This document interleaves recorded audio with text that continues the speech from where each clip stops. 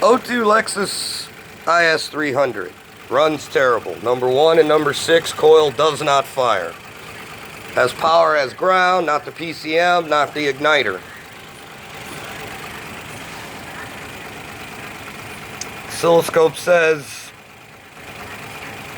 something's wrong with the timing gear on the crankshaft. Fresh timing belt. One of the teeth is busted off the gear. And no power. That's how it runs. Crazy misfire code, just 1 and 6. And that's the only code. Funny how things work.